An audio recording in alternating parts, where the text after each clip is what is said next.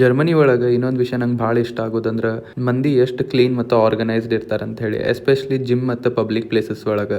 ಇಲ್ಲೇ ನಮ್ಮ ಜಿಮ್ ಒಳಗೆ ವೆಟ್ ವೈಪ್ಸ್ ಮತ್ತು ಕ್ಲೀನಿಂಗ್ ಸ್ಪ್ರೇಸ್ ಮತ್ತು ಟಿಶ್ಯೂಸ್ ಎಲ್ಲ ಇಟ್ಟಿರ್ತಾರೆ. ಆ್ಯಂಡ್ ಅದೈತ್ಲ ಆ್ಯಕ್ಚುಲಿ ಮ್ಯಾಂಡೇಟರಿ ಐತಿ ಕ್ಲೀನ್ ಮಾಡ್ಬೇಕು ಎಲ್ಲ ಮಷೀನ್ಸ್ ಮತ್ತು ಬೆಂಚಸ್ ಡಂಬಲ್ಸ್ ಐತ್ಲ ಯೂಸ್ ಮಾಡಿದ ನೆಕ್ಸ್ಟ್ ಮಿನಿಟ್.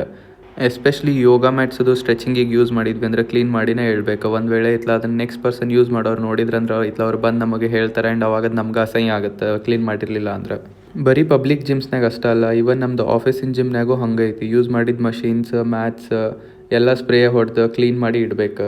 ಇದು ಒಂದು ನಂಗೆ ಕಲ್ಚರಲ್ ಶಾಕ್ ಇದ್ದಂಗೆ, ಬಿಕಾಸ್ ನಮ್ಮ ಇಂಡಿಯಾ ಒಳಗೆ ಐತ್ಲ ಜಾಸ್ತಿ ನಾನು ನೋಡಿಲ್ಲ ಜಿಮ್ಸ್ ಒಳಗೆಲ್ಲ ಹಿಂಗೆ ವೆಟ್ ವೈಪ್ಸ್ ಟಿಶ್ಯೂಸ್ ಎಲ್ಲ ಇರೋದು. ಆ್ಯಂಡ್ ವರ್ಕೌಟ್ ಮುಗಿಸಿದ ಮೇಲೆ ಜಾಸ್ತಿ ಬೆಂಚ್ ಎಲ್ಲ ಕ್ಲೀನ್ ಮಾಡೋದು ನಾ ಜಾಸ್ತಿ ಮಂದಿಗೆ ನೋಡಿಲ್ಲ.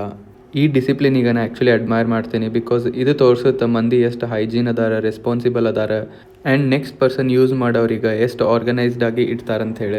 ಆಮೇಲೆ ಇನ್ನೊಂದೇನು ಅಬ್ಸರ್ವೇಷನ್ ಅಂದ್ರೆ, ನಮ್ಮ ಇಂಡಿಯಾ ಒಳಗೆ ಜಿಮ್ ಓನರ್ಸ್ ಜಿಮ್ ಟ್ರೈನರ್ಸ್ ಆಗಿರ್ತಾರೆ. ಆಮೇಲೆ ಅದ್ರ ಜೊತೆ ಒಂದಿಬ್ರು ಮೂರು ಎಕ್ಸ್ಟ್ರಾ ಟ್ರೈನರ್ಸ್ ಇರ್ತಾರೆ, ನೋಡ್ತಿರ್ತಾರೆ ಯಾರು ಏನಾರೇ ತಪ್ಪು ಮಾಡಿದರೆ ಹೇಳಾಕೋದು. ಬಟ್ ಇಲ್ಲ ಹಂಗಲ್ಲ, ನಿಮ್ಗೇನು ಬೇಕು ನೀವು ಮಾಡಬೇಕು ಓನ್. ಆಮೇಲೆ ನೀವೇ ಪ್ಲ್ಯಾನ್ ಮಾಡ್ಕೋಬೇಕು.